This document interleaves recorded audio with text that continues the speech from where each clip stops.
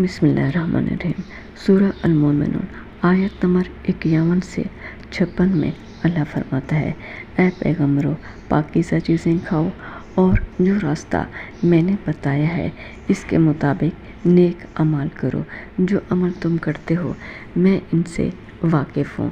اور پیغمبرو، تم سب کی تبلیغ اور تم سب کی جماعت یا امت ایک ہی ہے جس کا نام مسلمان ہے، اور مسلمانوں میں تمہارا رب ہوں تو مجھ سے ہی ڈرو۔